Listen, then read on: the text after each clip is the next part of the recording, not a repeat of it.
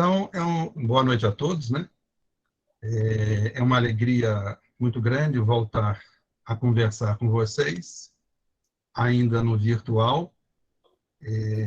Como vocês falaram, semana que vem estarão fazendo a reunião híbrida, mas é um prazer, mais uma vez, estar conversando com todos vocês do Jerônimo Mendonça, desejando que a paz de Jesus envolva todos nós. Eu achei muito interessante porque a leitura que a Gilmara fez, ela podia até muito bem encerrar o estudo de hoje, né? Eu só não gravei o número do capítulo. Se a Gilmara quiser falar o número do capítulo do Jesus no Lar, tem aí, Gilmara? O número do capítulo? 24. 24. 24? 24. Obrigado. Capítulo 24. Eu vou até procurar depois no Jesus no Lar. E fecha muito com o nosso estudo. Eu tenho que esclarecer o seguinte: eu vou fazer uma projeção, vou acompanhando aqui, deixa eu projetar aqui na tela. Está aparecendo aí para todos? Ou vai aparecer para todos? Deixa eu ver. Oi? Está indo. Ok. Deixa eu ver se porque para mim está meio esquisito, mas tá bom. Tá ótimo. Esse estudo, eu vou ter que esclarecer o seguinte: ele não é um estudo linear, de raciocínio linear. O que a gente pretende fazer aqui é uma montagem, como se fosse assim, não exatamente um quebra-cabeça, mas uma colagem. A gente pegar vários retratos, vários desenhos, e ir montando um quadro que nos vai dar a ideia desse estudo de hoje, do raciocínio de hoje. Então, são vários retratos, ou melhor dizendo, vários textos tirados de vários livros, que nós vamos montando para compor a ideia desse estudo. Então, como é uma montagem, a gente vai começar primeiro com as definições, né? Com as definições dos termos principais aí. Noivado, né? Noivado é uma coisa que há muitas pessoas, talvez, hoje em dia, não saibam nem o que seja. Mas vamos definir aqui o que é noivado. Isso pelo nosso glorioso dicionário, tá? É uma promessa mútua de casamento. O tempo compreendido entre essa promessa de casamento e o próprio casamento em si, né? Eu, por exemplo, eu fiquei noivo. Quando eu era jovem, né, e namorava, eu ainda fiquei noivo. Então, a aliança, quando a gente fica noivo, a gente põe uma aliança no dedo anular da mão direita, né, para demonstrar que é noivo. Teve uma festinha, teve lá uns comes e bebes, reunimos as famílias, né, um pedido formal ao pai da moça, e a gente passou a usar a aliança. Então, esse é o período de noivado, né? Depois do casamento, a aliança saía daqui, da mão direita, e ia para a mão esquerda, né? Ficava aqui na mão esquerda. E a aliança é fininha, está dando para mim aqui. Mas, por exemplo, o meu filho ainda não ficou mais noivo. Namorou, casou, já sou avô, mas não teve essas mudanças. Ou seja, os costumes mudam. Mas nós vamos seguir esse raciocínio por um motivo simples, vocês vão ver já já. Nós vamos entrar com outro conceito ainda do dicionário, que é dote. Dote é a transferência de propriedades dos pais, como presentes, dinheiro ou outros bens, quando ocorre o casamento de uma filha, né? Os dotes continuam a ser, melhor dizendo, os dotes continuam a ser esperados e exigidos como condição para aceitar uma proposta de casamento em algumas partes do mundo, principalmente em partes da Ásia, da África do Norte e Balcãs. Os dotes têm longa história na Europa, sul da Ásia, África, outras partes do mundo. Então, isso foi muito usado durante muito tempo. Aqui mesmo no Brasil, no tempo da regência, do Império, isso acontecia. E muitos países, né, reis e rainhas, acertavam os casamentos e os pais de uns e outros estavam de olho nos dotes, né? Até países eram acertados com os dotes. Então, alguém ia casar, falava, vou casar com a filha do fulano, com a filha do rei tal, porque aí o meu filho vai ser rei daqui e rei de lá. Então, isso era muito usado na Europa. Isso, felizmente, também caiu em desuso. E casamento, também ainda uma definição do nosso dicionário, é a união que, efetuada de modo voluntário entre duas pessoas, é sancionado de acordo com a lei, dando origem a uma família. Eu gostaria que vocês gravassem esse conceito, porque eu vou voltar a ele no final. Então, olha só. Casamento é uma união que, efetuada de modo voluntário entre duas pessoas, é sancionada de acordo com a lei e dando origem a uma família. Tá? Mas eu vou até agora começar a entrar com um conceito doutrinário, porque nós estamos falando de casamento, né? Então, no Livro dos Espíritos, na pergunta 696, Kardec pergunta aos guias da humanidade que efeito teria sobre a sociedade humana a abolição do casamento. Que efeito teria sobre a sociedade humana a abolição do casamento? E os guias da humanidade responderam: seria uma regressão, uma volta à vida dos animais. Olha só que resposta grave. Isso é muito importante, porque, como eu falei, noivado não se usa mais, dote não se usa mais, mas, infelizmente, o casamento tem sido muito atacado pela sociedade materialista. Né? A irresponsabilidade, a falta de compromisso, a falta de sequência, de se romper uniões com muita facilidade, gera essa regressão à vida dos animais, segundo os guias da humanidade. E hoje em dia estão inventando coisa pior. Casamento, hoje já se fala em trisal, casamento poliamor, 3 pessoas, 4 pessoas. É uma coisa muito sensual, muito desequilibrada. Mas essa é a sociedade atual. Então, eu gostaria que a gente guardasse essa definição de casamento, união efetuada de modo voluntário entre 2 pessoas e sancionada de acordo com a lei, dando origem a uma família.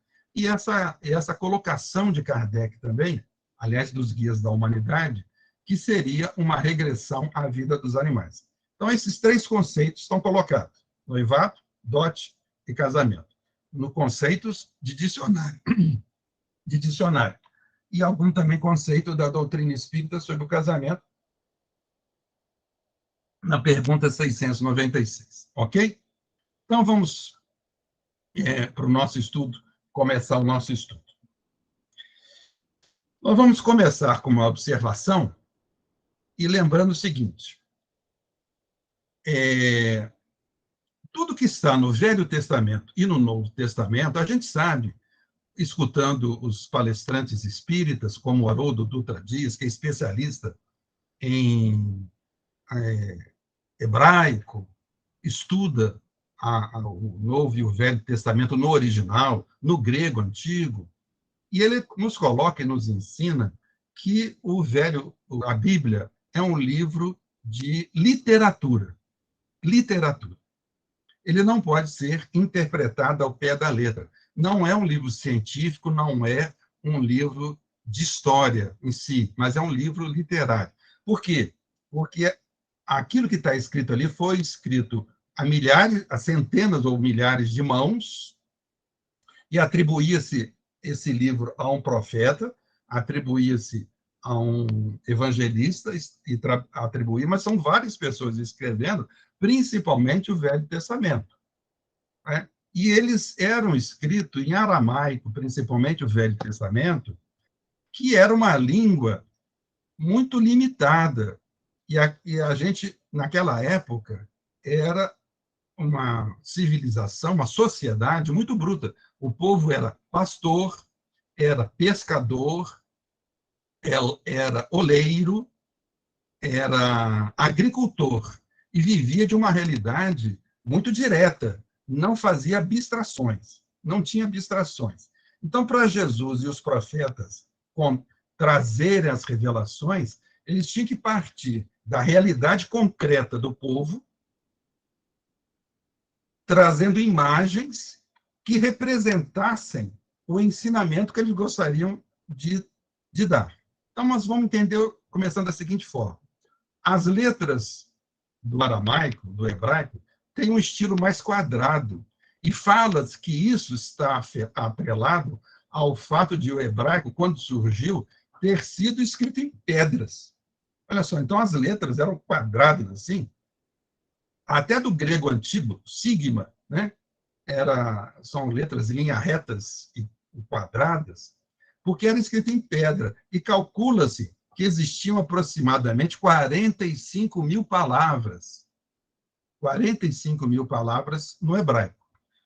A gente pode, só para comparar, olha só, segundo a Ieda Alves, o número de vocábulos ou de palavras que existem hoje no português, no nosso português, passam de 600 mil palavras. 600 mil palavras, olha só, 45 mil palavras no aramaico, mais de 600 mil palavras hoje. E palavras que vão aumentando, lentamente vai aumentando esse número de palavras. Né? Então, é difícil, era muito difícil. Só Jesus, só os apóstolos e os profetas inspirados para formar ideias baseadas na realidade, sem algumas abstrações. Por exemplo, eu vou dar aqui, na primeira pergunta de O Livro dos Espíritos, pergunta assim, que é Deus? Todo mundo sabe a resposta. Todo mundo sabe que é a primária de todas as coisas. A palavra primária não existia naquela época. Primária. Primeira existia, mas primária não. Primária é um pouco mais amplo do que primeira. Outra coisa que a doutrina espírita surgiu com os fenômenos de Heidesville, né? Os fenômenos das mesas girantes, foi para a França, chamados fenômenos espíritas. A palavra fenômeno, a gente pode procurar lá no Bíblia Online, digitar, não vai aparecer. Então, não existiu a palavra fenômeno, por exemplo. Eu vou dando mais outros exemplos aqui para entender a dificuldade e que a gente não pode interpretar ao pé da letra. Isso é para a gente entender que não pode interpretar ao pé da letra o que está escrito ali. É uma figura, é uma literatura. E principalmente porque isso passou de tradução, até chegar ao português. Não veio direto. Agora que o Haroldo fez uma tradução mais direta do Evangelho do Novo Testamento, né? Ele fez até o Atos dos Apóstolos. Até os Atos dos Apóstolos. Direto lá do grego para nós. Então, para a gente entender que isso não pode ser interpretado ao pé da letra. A Ieda é essa senhora aí. Então, vamos entender o seguinte. Para a gente entender o noivado, dote e casamento, nós vamos usar uma parábola de Jesus. É uma parábola que todo mundo conhece. É a parábola das 10 virgens. Para a gente situar essa parábola, ela está contida no sermão profético. O sermão profético está no Evangelho de Mateus, nos capítulos 24 e 25. Eu não peguei, posso pegar ali a tradução, é 24 e 25, ou 25 e 26, se eu não me engano. Né? E o sermão profético, narrado por Mateus, em 2 capítulos inteiros, ele está falando dessa época que nós estamos vivendo, a época de transição. Nesse sermão, ele começa Jesus respondendo aquela pergunta dos apóstolos, que ele tinha falado que o reino, que o templo não ficaria pedra sobre pedra, que viriam tempos de guerras e rumores de guerra, irmão contra irmãos, e assim por diante. A parábola dos talentos está nesse sermão profético. E essa parábola das 10 virgens também está. Nós não vamos interpretar aqui a parábola das 10 virgens. Nós vamos ver o contexto dela nessa questão de noivado, dote e casamento, certo? Então, não vamos interpretar a parábola em si. Nós vamos entender o contexto dela, porque ela está se referindo aos dias de hoje. Então, está lá, relatado por Mateus no capítulo 25, então é 24 e 25, do versículo 1 a 13. E Mateus diz: então o reino do céu será semelhante a 10 virgens que, tomando as suas lâmpadas, saíram ao encontro do noivo. Olha só aqui a gente já vê a literatura, a imagem, né, o contexto, a cena, porque Jesus está comparando o reino dos céus, que a gente pensa que seria um lugar, a 10 virgens. Percebe? Então, é uma comparação, é uma literatura. Olha só, é Jesus falando. O reino dos céus é semelhante a 10 virgens, que, tomando as suas lâmpadas, saíram ao encontro do noivo. Então, haveria um casamento. Então, 10 virgens foram ao encontro do noivo. E ele continua. E 5 delas eram tolas, e 5 prudentes. Por quê? Porque ele fala aqui, pois as tolas, ao tomarem as suas lâmpadas, não levaram consigo azeite. Ou seja, as lâmpadas que ele fala, a gente, mais modernamente, quem já viveu na roça, já foi na roça, mais antigamente, tinha lá as lamparinas, porque não tinha luz elétrica. E a gente não usava nem azeite, usava querosene, né? Querosene, porque o querosene pega fogo melhor. Mas querosene também não tinha na época de Jesus, porque querosene é derivado do petróleo. Então, querosene também é uma palavra que não existe, não existia na Bíblia, mas eles acendiam aquilo com azeite. Então, as virgens tolas é aquelas que levaram as lâmpadas sem o combustível. As prudentes, porém, levaram azeite em suas vasilhas e suas lâmpadas. Ele definiu as virgens tolas e as virgens prudentes. As virgens tolas, as que foram com as lâmpadas sem combustível, só com a lâmpada e o que tinha ali, não foram com combustível reserva. E as prudentes, as que levaram as lâmpadas e o combustível, que era o azeite, na época era o azeite. E tardando o noivo, todas cochilaram e adormeceram, né? O noivo demorou. Elas não sabiam exatamente a hora do noivado. Isso vai ficar claro aqui também. Olha só, continua a parábola, ainda na parábola. Mas à meia-noite houve um clamor. Eis o noivo, saí-lhe ao encontro. Interessante que na própria parábola fala que o clamor e a aparição do noivo veio à meia-noite. Meia-noite é um dos momentos mais escuros da noite. E nós estamos vivendo esse momento psíquico. Nós estamos vivendo esse momento espiritual, um momento de sombras, guerras, corrupção, fake news, suicídios, depressões, obsessão. A grande pandemia da humanidade é a obsessão. É a obsessão que gera tudo isso. E de profundo e extremo materialismo. Então, nós estamos vivendo à meia-noite. E o noivo aparecerá na meia-noite, segundo a parábola. Então, todas aquelas virgens se levantaram e prepararam as suas próprias lâmpadas. As tolas disseram às prudentes, porque estava de noite, o azeite delas estava acabando. Dai-nos o vosso azeite, porque as nossas lâmpadas se apagam. As prudentes responderam dizendo, de modo nenhum, talvez não seja o suficiente para nós e para vós. Ide antes aos que o vendem e comprai-o para vós. Nós não vamos interpretar a parábola, mas ela é maravilhosa. né? Daria para interpretar. Por que as prudentes não cederam azeite? Mas não vamos parar aqui, não.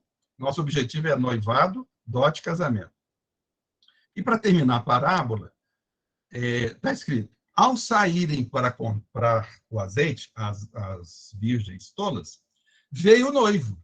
E as que estavam preparadas, as prudentes, entraram com ele para as bodas, e a porta foi fechada. Então, olha só, as 5 virgens tolas foram comprar azeite porque a lâmpada estava apagando, a lamparina estava apagando. Nisso, as 10 estão aqui, as 5 tolas foram lá. Aí veio o noivo, e esse noivo entrou em alguma casa, para as bodas, e a porta foi fechada. Isso é maravilhoso para os dias de hoje. Mas a parábola continua.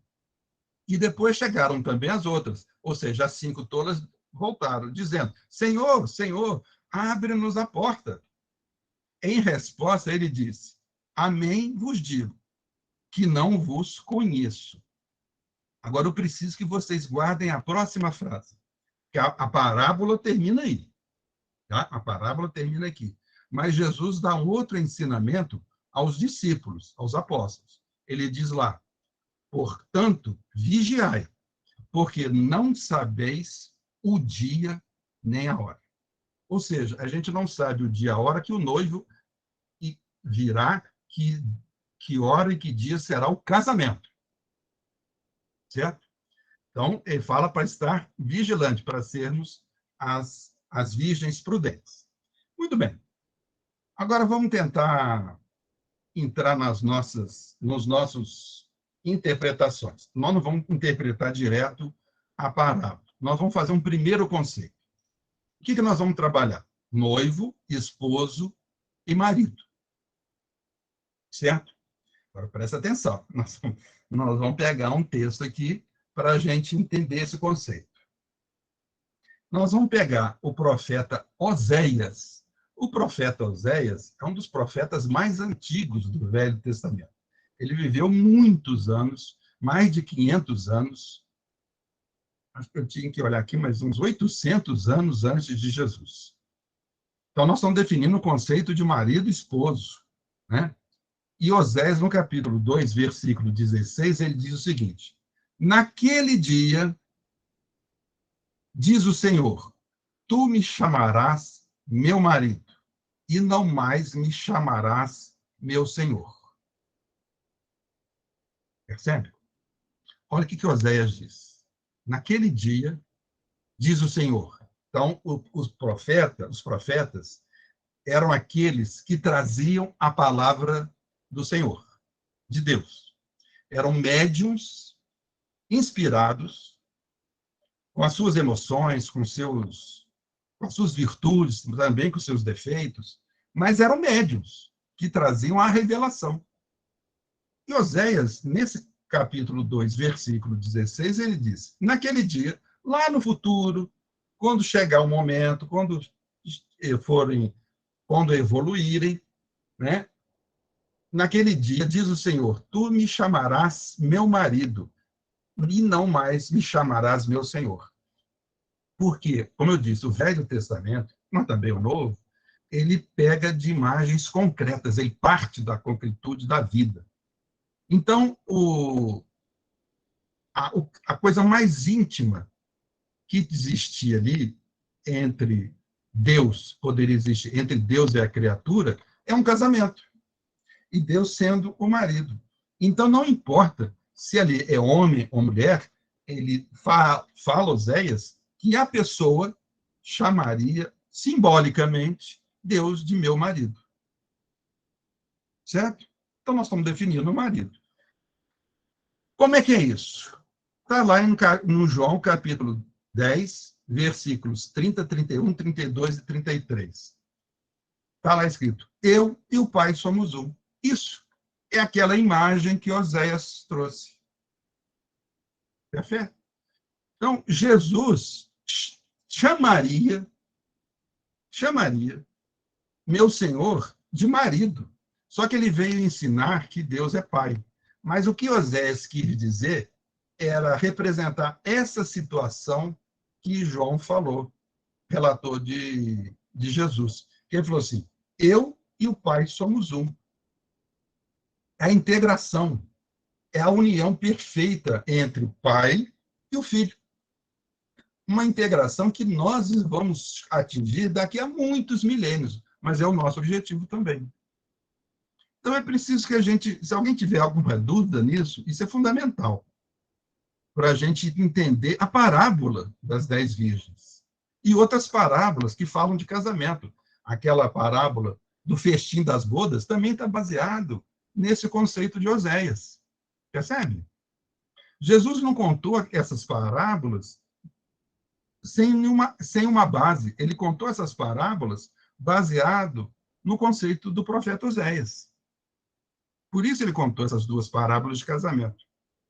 Todo mundo entendeu?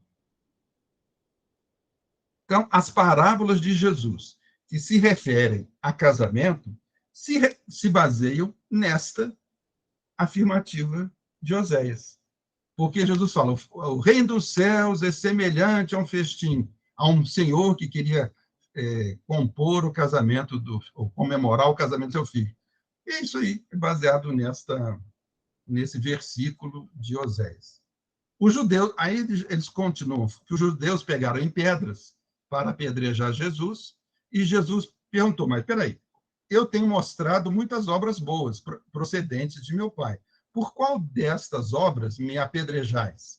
Os judeus responderam, dizendo, não te apedrejamos por alguma obra boa, mas pela tua blasfêmia, porque, sendo tu homem, te fazes Deus a ti mesmo.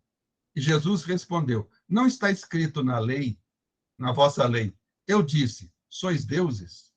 Então, os judeus também não entenderam, os doutores da lei não entenderam.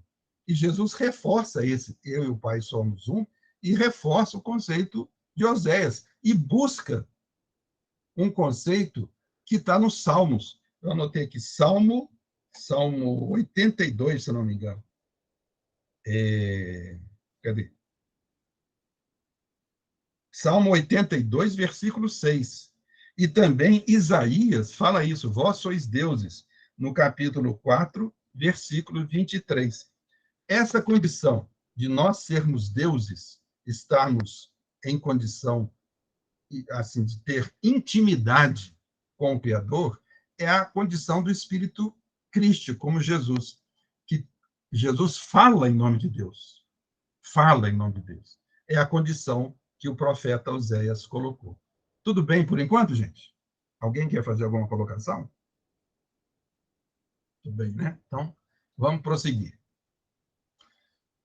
No livro Consolador, ainda trabalhando esse conceito de casamento, esposo, né? Você pode ver que a palavra esposa não aparece muito, mas vamos lá. No livro Consolador, é um livro que alguns espíritas fizeram perguntas para o Chico e para que Emmanuel respondesse. É um livro muito conhecido. E na pergunta 309, olha só, na pergunta 309, os espíritas da época fizeram a seguinte pergunta: em que sentido devemos interpretar as sentenças de João Batista? João Batista afirmou: a quem pertence a esposa é o esposo. Mas o amigo do esposo, que com ele está e ouve, muito se regozija por ouvir a voz do esposo. Pois este gozo eu agora experimento. É preciso que ele cresça e eu diminua. Realmente é uma frase complicada, né? Os espíritas tinham que perguntar isso, porque não dá para entender nada a princípio.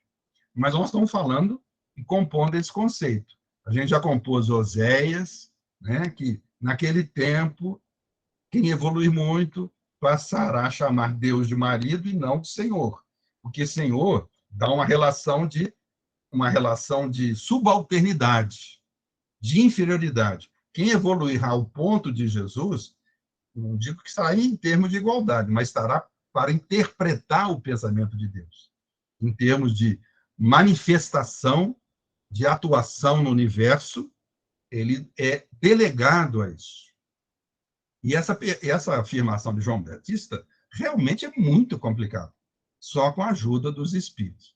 E a gente sabe disso porque João, o evangelista, escreveu isso no capítulo 29, versículos 29 e 30. Ele repetiu essas palavras de João, o Batista, aquele que era primo de Jesus. E Emmanuel responde, aí que vem, na resposta de Emmanuel, a ideia para compor o nosso conceito de marido, esposa, etc.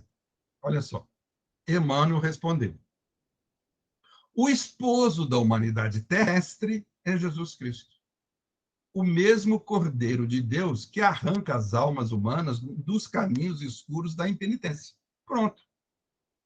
Então, fecha com o conceito de Oséias, fecha com o conceito dos Salmos, fecha com o conceito de Isaías e fecha com o próprio conceito de Jesus. Eu e o Pai somos um. Porque o esposo da humanidade terrestre é Jesus Cristo. Então, às vezes, usa esposo da humanidade, usa o pastor da humanidade, são símbolos, né? E a gente, hoje, espírita, chamamos Jesus de guia espiritual do planeta. Mentor espiritual, governador espiritual do planeta. Mas, naquela época, era assim. A ideia é a mesma. E Emmanuel fala, o esposo da humanidade terrestre é Jesus. O amigo do esposo era o seu precursor, ou seja, era João Batista, cuja expressão humana deveria desaparecer, a fim de que Jesus resplandecesse para o mundo inteiro no seu evangelho de verdade e vida. Ou seja, João Batista era um profeta famosíssimo, vamos dizer assim, grandioso de Israel. E quando aparece, foi uma época de silêncio de profetas. O último profeta antes de João Batista tinha passado 400 anos.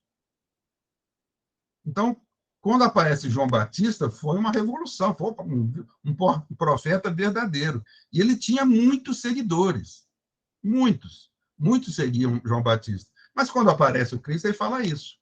Eu preciso diminuir para que a mensagem de Jesus, que é muito maior, resplandeça. Então, o esposo da humanidade terrestre é Jesus. E João, agora nós vamos colocar o seguinte. João, no capítulo 18, versículo 36, fala, o meu reino não é deste mundo.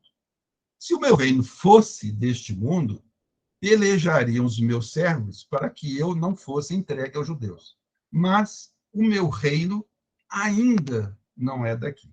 Ou seja, se Jesus é o marido, é o esposo da humanidade terrestre, mas ele está falando aqui que a gente sabe que esse esposo só acontecerá quando a humanidade terrestre seguir-lhe o exemplo, estiver à altura dele, ele fala aqui que ainda o reino de Deus não é daqui. Ou seja, o casamento de Jesus com a humanidade terrestre ainda não aconteceu.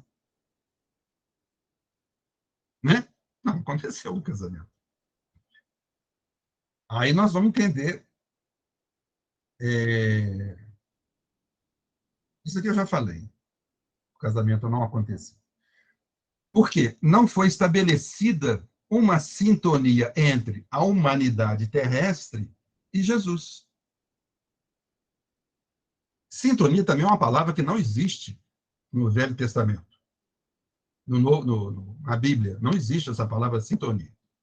Para vocês verem como era difícil falar naquele tempo.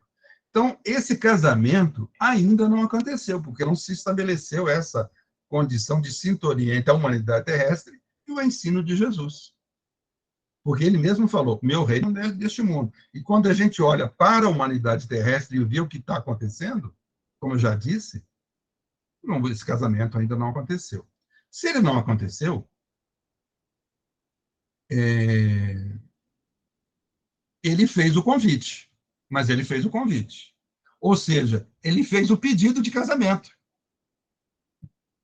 Né? Ele fez o pedido de casamento. Olha lá, vinde a mim, todos vós que estáis cansados e oprimidos, e eu vos aliviarei. Tomai sobre vós o meu jugo e aprendei de mim, que sou manso e humilde de coração, e encontrareis descanso para as vossas almas. Porque o meu jugo é suave e o meu fardo é leve. Mateus 11, 28, 30. Capítulo 28, versículos 28 a 30. Ou seja, o convite para o casamento, Jesus fez. Ou o pedido de casamento, Jesus fez. Comparando, quando eu casei, eu fiz o pedido de casamento aos pais da minha namorada para tornar noiva, né? E ela aceitou. Mas esse pedido de casamento aí, a humanidade ainda não aceitou, porque a humanidade ainda não seguiu Jesus a esse ponto. E ele fez outro pedido. Ele fez, aliás, o evangelho de Jesus é todo um pedido de casamento com a humanidade. Eu estou citando alguns. Ele diz: eu sou o caminho, a verdade e a vida. Ninguém vem ao Pai senão por mim. Esse é outro pedido de casamento. Casar pela sintonia, casar pelo comportamento, casar pelos ideais superiores.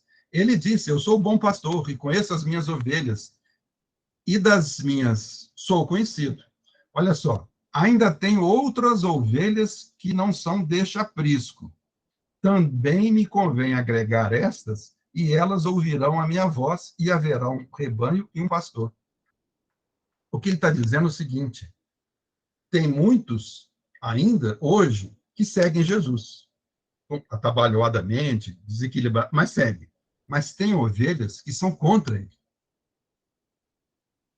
que não são desse rebanho, que trabalham contra. Mas ele também vai agregar, vai buscar essas ovelhas.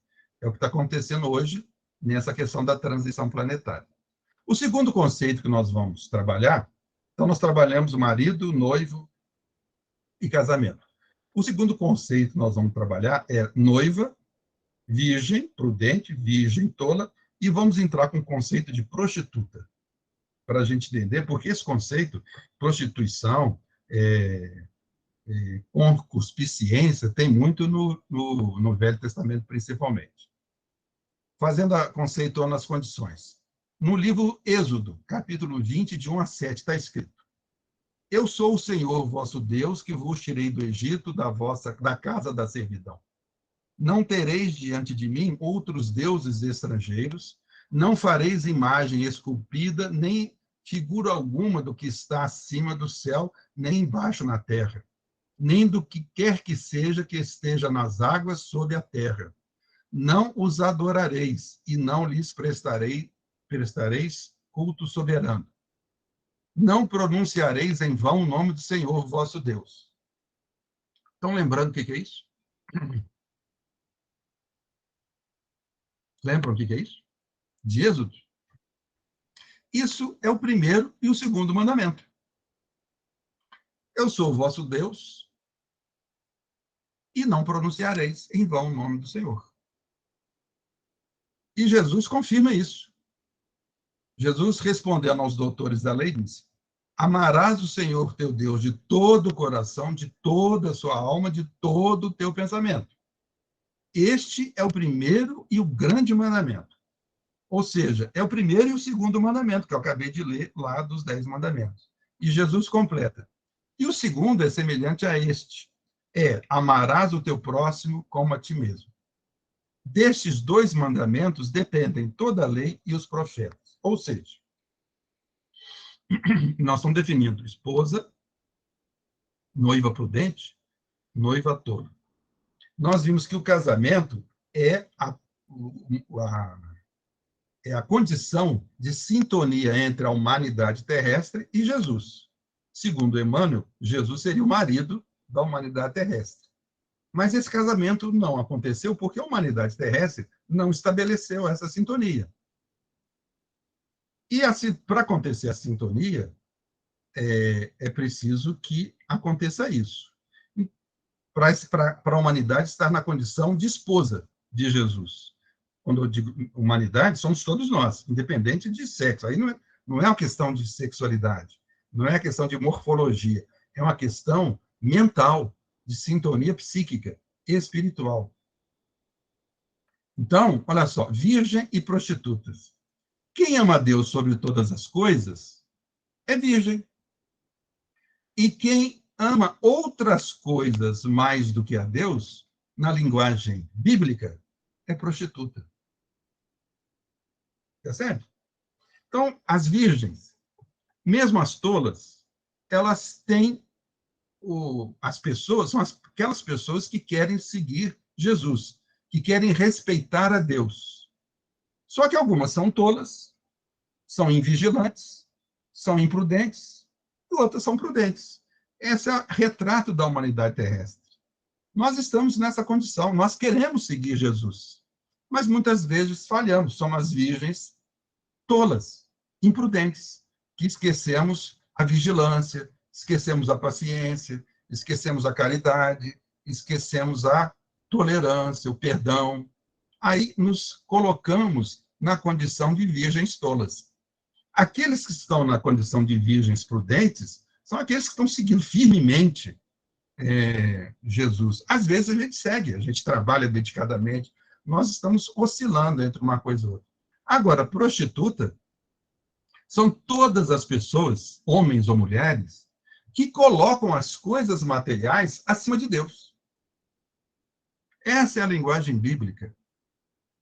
Essa é a linguagem bíblica, que começa, inclusive, com a simbólica Eva dando ouvidos à simbólica serpente.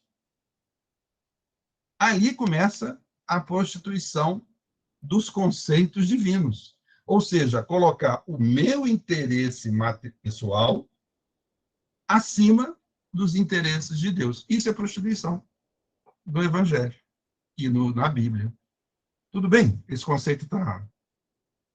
Deu para entender? Ou seja, virgem são aqueles que amam Deus, mas ainda não estão completamente integradas. Né? Todas as pessoas que ainda não estão completamente integradas, naquela fase de noivado. E prostitutas são aquelas que colocam as coisas materiais acima de Deus, acima da lei de Deus. As virgens tolas e as virgens prudentes levaram azeite em suas lâmpadas. As tolas, ao tomarem suas lâmpadas, não levaram azeite, se apararam.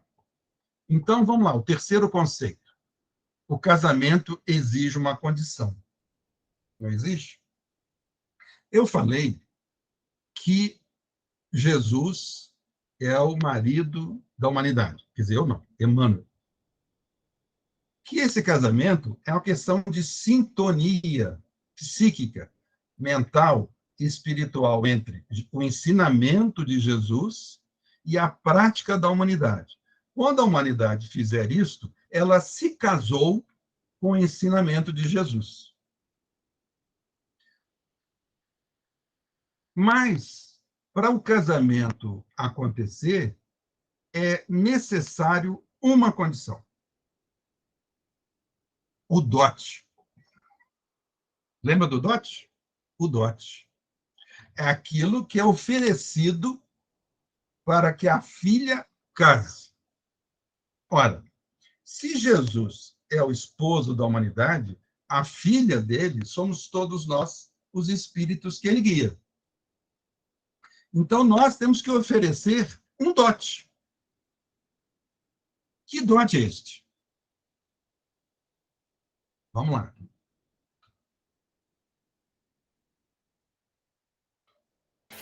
Trabalho, dedicação, perseverança, caridade.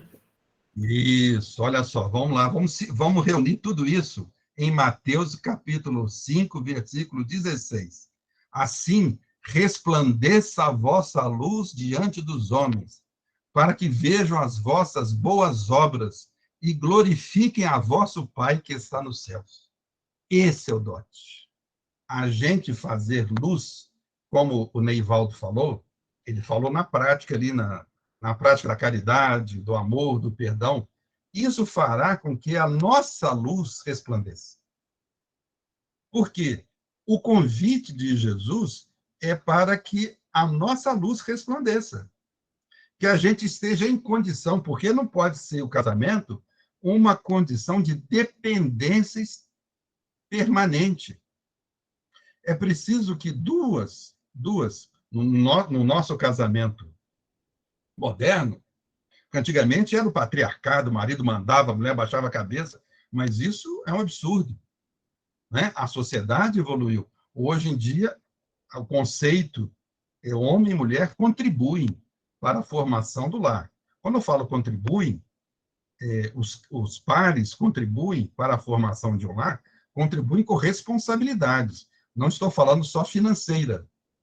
Não estou falando só financeira. Na educação dos filhos, no equilíbrio, no esforço do entendimento, da convivência fraterna, da paz, da harmonia doméstica. Então, as duas pessoas contribuem para isso, em termos iguais. Aqui também, para que esse casamento aconteça, é preciso que a humanidade terrestre, a noiva, né, contribua com a sua parte, ou seja, fazendo luz dentro de nós. Cada um de nós. Porque a humanidade, se Jesus é o noivo da humanidade terrestre, a humanidade terrestre é o somatório de todos nós. Por isso o casamento não aconteceu. Porque muitos espíritos, individualmente, já passaram dessa condição. Por exemplo, Irmã Dulce, Irmã Teresa de Calcutá, Chico Xavier. Eles estão numa condição muito acima dessas de virgem. Eles já são quase que esposas. Mentais, psiquicamente falando, espiritualmente falando, já estão numa condição muito elevada. Mas o conjunto da humanidade, que seria a esposa, ainda é muito materialista, está longe desse conceito. Mas nós que já estamos conscientes de que isso precisa acontecer, o convite já foi feito por Jesus: vinde a mim. Quem quiser seguir-me, tome a sua cruz e siga-me. Quem quiser vir após mim, tome a sua cruz e siga-me. Ninguém vem ao Pai senão por mim. Todo esse convite do casamento psíquico entre Jesus e a humanidade, individualmente para todos nós, foi feito. Agora é preciso que nós demos o dote, ou seja, façamos brilhar a nossa luz individualmente. Não adianta eu pensar na luz dos outros.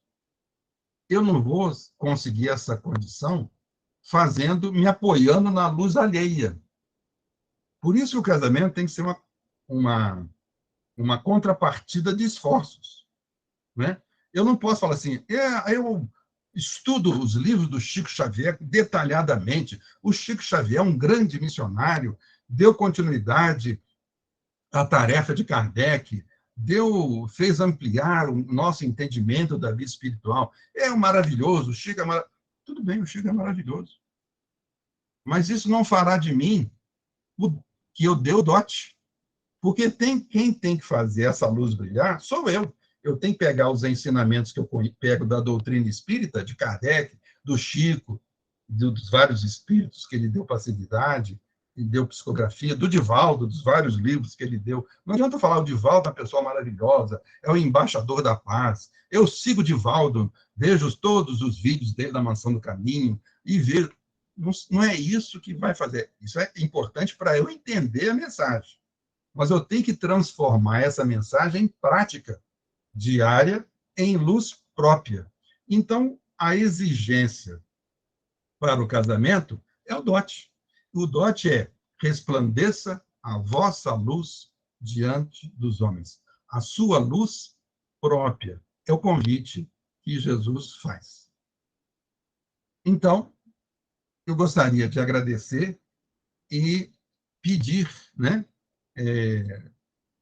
Pedir assim, agradecer a paciência, o carinho e a atenção com que vocês me atenderam, me ouviram, e pedir que Jesus abençoe a todos nós e nós possamos realmente fazer esse dote para que esse casamento, que já está atrasado, já está passando da hora. Eu tenho que parar a apresentação. Já está sendo adiado por nossa irresponsabilidade, que a gente contribua nesse momento de dificuldade, de escuridão, fazendo que a nossa luz resplandeça e a gente possa ajudar nesse momento atual, contribuindo para que a humanidade tenha mais luz, fazendo a nossa parte. Muito obrigado pela atenção, pelo carinho e pela paciência.